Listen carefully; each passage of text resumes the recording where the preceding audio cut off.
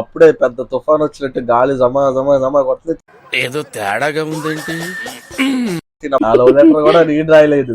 నా రైటింగ్ చూసి ఎక్కడ భయపడిద్దో అని చెప్పేసి ఈ మాత్రం హింట్ ఇస్తే చాలు చెల్లరగిపోతారు. తింటి పైకి లుక్ కానీ సంగం వచ్చేసేది. ఇంకా చూసుకుని బాగున్నా కళ్ళతోనే తింటి మాటలు. సూపర్ ఎక్స్ట్రాడినరీ అదిరిపోయిందిగా. ఇప్పుడు నాకు కూడా ఫోన్ లేదు, మా అన్నయ్యకి ఉండేది. మా అన్నయ్యకి అప్పట్లోనే సామ్సంగ్ టచ్ ఫోన్ ఉండేది. ఎప్పుడైనా చెప్పేద్దాం అని చెప్పేసి ఒక లవ్ లెటర్ రాశాను. వెనక్కి చూస్తేనేమో ఎంత బాగుంది జడ, అలా అలా నడుచుకుంటే వెళ్తుంది. అమ్మ బెల్లే ఉందిగా అని చెప్పి అనుకున్నాను. హలో క్రేజీ ఫ్యామిలీ, అందరూ ఎలా ఉన్నారు? బాగున్నారా?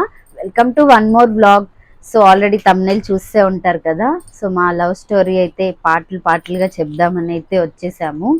ప్రెసెంట్ ఈ పాట వచ్చేసి ఏంటో తెలుసా? పరిచయం. పేర్లు కూడా పెట్టారు మా ఆయన. పరిచయము. దానికన్నా మా స్టోరీ స్టార్ట్ చేసే ముందు అయితే ఒక మాట అయితే చెప్తాను. చాలా మందికి నచ్చకపోవచ్చు. ఎవరికైతే నచ్చకపోతే గనక మీరు వీడియో స్కిప్ చేసేయండి. అండ్ బ్యాడ్ కామెంట్స్ కూడా పెట్టొద్దు. చాలా మంది అడిగారు షార్ట్ వీడియోస్ లో, ఫుల్ వీడియోస్ లో, అక్క మీ లవ్ స్టోరీ చెప్పండి, మీ లవ్ స్టోరీ ఒక వ్లాగ్ లాగా చేయండి అన్నారు. సో వాళ్ళ కోసం అయితే చేస్తున్నాము, వేరే ఉద్దేశంతో కాదు. మీకు నచ్చితే చూసి ఒక లైక్ చేసి కామెంట్ చేయండి, లేదా వదిలేసేయండి. బ్యాడ్ కామెంట్స్ అయితే పెట్టొద్దు. ఇంకెందుకు ఆలస్యం, పరిచయంలోకి వెళ్ళిపోదాం. ఇప్పుడు స్టార్టింగ్ వచ్చేసి మోని గురించి చెప్పింది. అప్పుడు ఏం చదువుతుంది ఏంటో నేను అది ఇయర్ చెప్తాను. 2012. నేను అప్పుడు 8th క్లాస్ చదువుతున్నాను. 8th క్లాస్ కంప్లీట్ వస్తుంది. అంటే అది మార్చ్ నెలలో, మా పరిచయం అయింది మార్చ్ నెలలో అనమాట. అంటే మేము ఫస్ట్ మాట్లాడుకున్నది కాదు, జస్ట్ చూపులు అనమాట. చూపులు మార్చ్ నెలలో అయ్యాయి. అంటే 8th కంప్లీట్ అయిపోతున్న టైంలో. నువ్వు అప్పుడు? నేనా అప్పుడు 9th క్లాస్. 9th కంప్లీట్ అయిపోతుంది. ఇద్దరికి ఏజ్ గ్యాప్ ఎక్కువే, ఎంత 3.5 years ఎంత ఉంటుంది. బట్ ఏంటంటే అదేంటి 9th క్లాస్ ఎందుకు అంటే హైదరాబాద్కి వెళ్ళి తెలుగు మీడియం నుంచి ఇంగ్లీష్ మీడియంకి వెళ్ళి 2 క్లాసులు కింద దిగి అప్పుడు స్టార్ట్ చేసాము. ఇంకా అలా ఆయనకి నాకు ఒక 1 year గ్యాప్, కాకపోతే 1 year గ్యాప్. బట్ ఏజ్ పరంగా మాత్రం 4 years గ్యాప్ ఉంటుంది. ఇంకా 9th క్లాస్ లో అదేంటి స్టార్టింగ్ లో ఇంకా తన ఇంటి దగ్గరే మా స్కూల్, తను వేరే స్కూల్. మళ్ళీ ఇద్దరం ఒకే స్కూల్ అనుకుంటారు. ఒకే స్కూల్ కాదు, ఆయన వేరే స్కూల్, నేను వేరే స్కూల్. కాకపోతే ఇంకో ట్విస్ట్ ఏంటంటే ఆయన చదివిన స్కూల్లోనే నేను 5th క్లాస్ వరకు చదివాను. 6th నుంచి స్కూల్ మారిపోయాను, చేంజ్ అయ్యాను అనమాట. ఇప్పుడు ఏంటంటే ఫస్ట్ ముఖ పరిచయం ఎలాగంటే మనం ఎప్పుడు తెలిసిందేగా, ఒక వయసులో అదేంటి ఎప్పుడైనా ఖాళీ దొరికిందంటే వెళ్ళాం క్రికెట్ ఆడడం. ఎప్పుడు మా స్కూల్ దగ్గర ఆడేవాళ్ళం. ఫర్ చేంజ్ అదేంటి తిన ఇంటి బ్యాక్ సైడ్ ఒక గ్రౌండ్ ఉండిద్ది, మున్సిపల్ సంబంధించింది ఉండిద్ది. దాన్ని ఏదో అంటారు, ఫంక్షన్, చిన్న ఫంక్షన్లకి ఇస్తూ ఉంటారు, మున్సిపల్ సంబంధించింది. సర్లే అని చెప్పేసి అక్కడ ప్లేస్ ఉంది అని చెప్పి అక్కడ ఆడడం మొదలెట్టాం. ఒక 3 days తర్వాత తను నేను అప్పుడు మేము ఏంటి పాల ప్యాకెట్లు వేయించుకునే వాళ్ళం కాదు, గేదె పాలు పోయించుకునే వాళ్ళం. సో రోజు ఎప్పుడు అమ్మే వెళ్ళేది. సరే ఒక ఆవు గేదె పాలు పోయించుకుంటున్నాను, వెళ్ళు కొంచెం దూరం వెళ్ళాలి. రోజు ఎప్పుడు అమ్మే వెళ్ళి తెచ్చేది. ఆ రోజు ఎందుకో అమ్మకి కాలు నొప్పులుగా ఉన్నానంటే ఆవుకి దాహం వేసింది, గేదె పాల కోసం వెళ్ళి. ఆ రోజు ఎలాగో సెలవు అనమాట, సండే.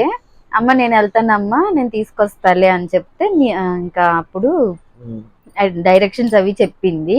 ఇంకా అలా వెళ్ళాను, పాలు కూడా తెచ్చేసుకుంటున్నాను. అప్పుడు తెచ్చుకున్నప్పుడు కాదు, వెళ్ళేటప్పుడేనా నాకు తెలియదు. మనం క్రికెట్ ఆడుతుంటే అదేంటి ప్రస్తుతానికి ఆ టైంలో ఖాళీగా ఉన్నాము. ఆ పెట్ట గోడ మీద కూర్చొని అదేంటి వెనకాల రోడ్డు, ఎదురు గ్రౌండ్, గోడ మీద కూర్చొని చూస్తూ ఉంటే మా ఫ్రెండ్స్ అదేంటి ఎవరో అమ్మాయి వెళ్తుంది చూడరా అంటే అప్పుడు చూశాను. వెనక్కి చూస్తేనేమో ఎంత బాగుంది జడ, అలా అలా నడుచుకుంటే వెళ్తుంది. అమ్మ బెల్లే ఉందిగా అని చెప్పి అనుకున్నాడు. తర్వాత వచ్చేటప్పుడేమో తనతో పాటు ఇంకో అక్క కూడా ఉంది. ఇంక వచ్చేటప్పుడు చూసాను, ఈ అమ్మాయి ఏదో బాగుందని చెప్పి అనుకున్నాను. సర్లే అని చెప్పేసి ఇంకా లైట్ తీసుకున్నా. ఇంకా కంటిన్యూగా ప్రతి ఆదివారం అక్కడికి వెళ్ళినప్పుడు అదేంటి అబ్జర్వ్ చేసేవాడిని. ఇంకా నా అదృష్టం ఏంటంటే మా ఫ్రెండ్, నా క్లాస్మేట్ మందీప్ అని చెప్పి ఉన్నాడు, వాళ్ళ ఇంటి దగ్గరే తను. వాళ్ళ ఇంటి డాబా మీద నుంచి చూస్తే వీళ్ళ ఇల్లు కనిపించింది. అక్కడ నాకు ప్లస్ పాయింట్ అయింది. ఇంకా అప్పటి నుంచి సైట్ కొట్టడం మొదలెట్టా. మాటలే లేవు, జస్ట్ ఆ రోజు చూసారు. అంటే డేట్ వచ్చేసి అప్పుడు 2012 లో March 11th అన్నమాట. ఆ బాగా రోజు గుర్తుపెట్టుకునేది. చూసారు. ఇవన్నీ బాగానే గుర్తుంటాయి. తర్వాత 1 వీక్ వరకు ఇంకా కనిపించలేదు. నేను ఇంకా మర్చిపోయాను. ఇంకా తను మరేమో తెలీదు. అండ్ ఇంకో రోజు ఏంటంటే మా మమ్మీ పొట్టుపప్పు కడిగేసి ఆ పొట్టు పడేయమని చెప్పి పంపించారు. కిందకి దిగి ఆ పొట్టు కాలువలో పోస్తుంటే అప్పుడు కనిపించాడు మళ్ళీ అప్పుడు నైట్ కనిపించాడు. టైం. ఇంకా నేనేంటి ఎప్పుడు వెళ్ళినా ఇంకా కానీ అప్పటి నుంచి రోజు డైలీ 2-3 డేస్ కంటిన్యూస్ గా రావడం, ఒక రోజు రాకపోవడం, ఒక ఇంకా అలా మాకు చేసేవాడు. ఏమంటారు అది తర్వాత చూసి చూసి ఇంకా విసుగొచ్చేసి ఎప్పుడైనా చెప్పేద్దాం అని చెప్పేసి ఒక లవ్ లెటర్ రాశాను. ఆ లవ్ లెటర్ కూడా నేను రాయలేదు. నా రైటింగ్ చూసి ఎక్కడ భయపడిద్దాం అని చెప్పేసి మా చిన్నన్నే ఉన్నాడు, మా పిన్ని వాళ్ళ అబ్బాయి, ఆడితో రాపిస్తే ఇంకా ఏమి రాయలేదు. మళ్ళీ కొంచెం ఏదో లైన్ ఏంటి రాసింది ఏమో నాకే గుర్తులేదు. గుర్తులేదంట. ఎట్లాంటి నీతో గుర్తు మాట్లాడాలని అనుకుంటున్నాను, నీకు నచ్చితే నాకు చెప్పు, నీ ఫోన్ నంబర్ అది చెప్పు అని చెప్పి రాశాడు. I'm very crazy to talk with you, అదొకటి గుర్తుంది. మంచి మంచి డైలాగులు వచ్చేవి.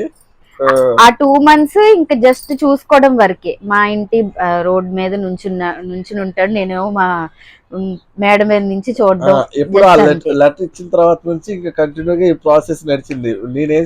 నేను ఆ రోడ్ లోకి వచ్చాను, మే నెలలో లెటర్ ఇచ్చాడు. నేను ఆ రోడ్ లోకి వస్తున్నాను అంటే ఒక సైన్ ఇచ్చేవాడిని.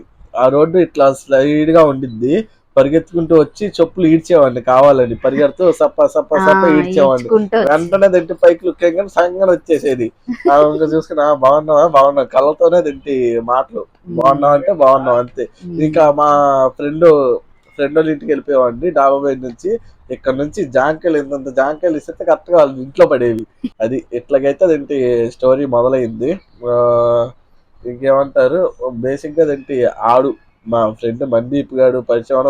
ఇంకో యాంగిల్ కూడా ఉంది. ఇప్పుడు నవ్వుతూ మాట్లాడుకుందా, అప్పుడు చిన్నప్పుడు వాళ్ళ అమ్మ ట్యూషన్లు చెప్పేదంట. పాపం మా ఫ్రెండ్ గారు మందీప్ గారు ఆ ట్యూషన్కి వెళ్ళేవాడంట. చాలా స్ట్రిక్ట్ గా అమ్మా చదవట్లేదమ్మా అని చెప్పి కర్రతో కొట్టేదంట.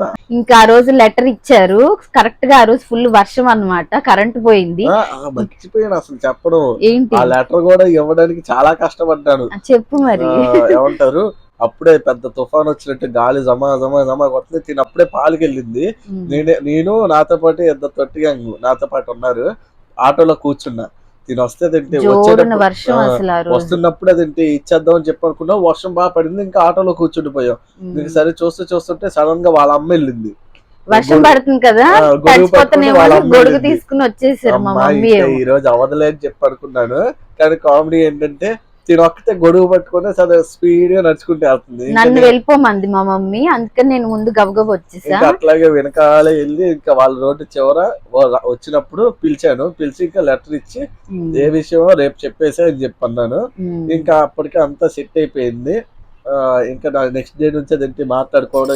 ఇంకా చీకట్లో కరెంట్ పోయింది. నేను ఇంటికి వెళ్ళిన తర్వాత ఏం చేస్తానంటే, మా అమ్మ టార్చ్ లైట్ గుడ్డి నోకియా ఫోను, ఆ నోకియా ఫోన్ లో టార్చ్ లైట్ వేసుకుని ఏం రాశాడని ఆత్రం ఉండిద్ది కదా, గబగబ ఓపెన్ చేసి చదివేశాను. ఇంకా నెక్స్ట్ డే వచ్చి సేమ్ అలాగే ఈయన గారు చెప్పులు సౌండ్ చేసుకుంటూ వచ్చాడు. ఇంకా అలా ఫోన్ నంబరు పేపర్ మీద రాసి మా గేట్ దగ్గర దిమ్మ ఉంటుంది, ఆ దిమ్మ మీద పెట్టేసి వెళ్ళిపోయా. ఇంకా వెళ్ళిపోయాను. ఇంకా ఒక ½ an hour లోనే మెసేజ్ వచ్చేసింది మా మమ్మీ ఫోన్ కి. మా మమ్మీ నంబర్ ఇచ్చాను. అప్పుడు మనకు ఉండవు కదా ఫోన్లు. నాకు కూడా ఫోన్ లేదు, మా అన్నయ్యకి ఉండేది. మా అన్నయ్యకి అప్పట్లోనే సామ్సంగ్ టచ్ ఫోన్ ఉండేది. దాంట్లోనే టిక్ టిక్ అని మెసేజ్ పెట్టేవాడిని. లిటరల్ గా చెప్తున్నాను, అస్సలు మెసేజ్ ఎలా చేయాలో కూడా తెలియదు అప్పుడు నాకు. చదువుకున్న కష్టపడేవాడిని.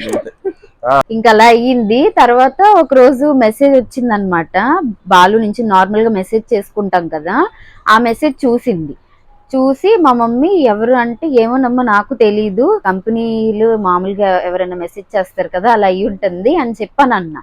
కొంచెం అప్పటికే మా మమ్మీకి డౌట్ వచ్చింది. ఇంకా తర్వాత ఏంటి, స్కూల్ స్టార్ట్ అయ్యే టైము జూన్ వచ్చేసింది, June 15th అలాగా. మా వదిన సంథింగ్ ఎవరు అవుతారు, వదినది ఎంగేజ్మెంట్ వైజాగ్ లో. అయితే అందరం వెళ్ళాలి అని చెప్పానంది మా మమ్మీ.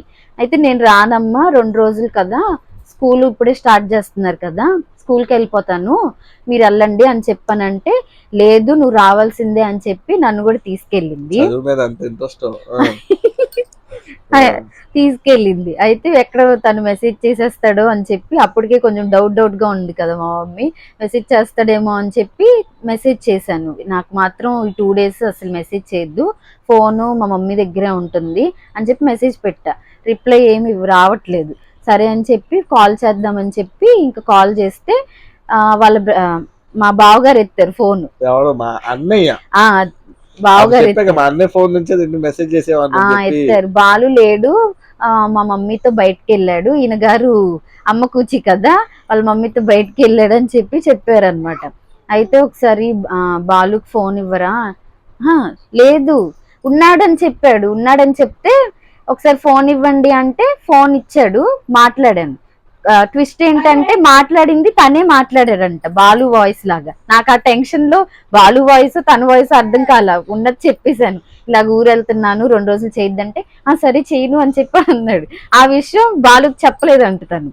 ఇంకా మెసేజ్ వచ్చేసింది, పెళ్లి ఎంగేజ్మెంట్ వైజాగ్ వెళ్ళిన తర్వాత ఎంగేజ్మెంట్ అప్పుడు ఎప్పుడో మరి మెసేజ్ వచ్చేసింది.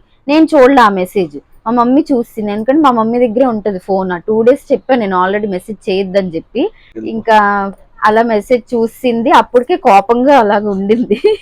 ఇంక ఇంటికి వెళ్ళాక చూపించింది అనమాట, నీ స్కూల్ వద్దు ఏమొద్దు, ఇంకా మానిపించేస్తాను అని చెప్పి తిట్టింది. ఇంకా అలా బ్రేకప్ అయిపోయింది.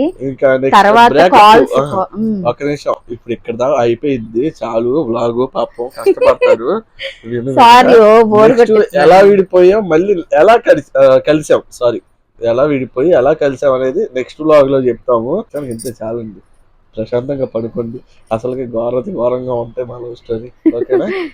ఓకే సరే, అయితే నెక్స్ట్ వ్లాగ్ లో మళ్ళీ చెప్తాము ఏం జరిగింది ఏంటి అనేది. ఈ వీడియోకి అయితే ఇంతే. థ్యాంక్ యూ ఇంతసేపు ఓపిక్ గా చూసినందుకు. అండ్ మా వీడియో కనుక మీకు నచ్చినట్లయితే please like, share, comment and subscribe to our channel. ప్రతి పార్ట్ లో ఇదే డ్రెస్లు వేసుకొని చెప్పేసి ఇప్పుడే భయపడతారు, వీళ్ళు డ్రెస్లు వేసుకొని స్నానాలు చేయరు అని చెప్పి. అబ్బా, అందుకే రేపు చేద్దాం మళ్ళీ. ఓకే.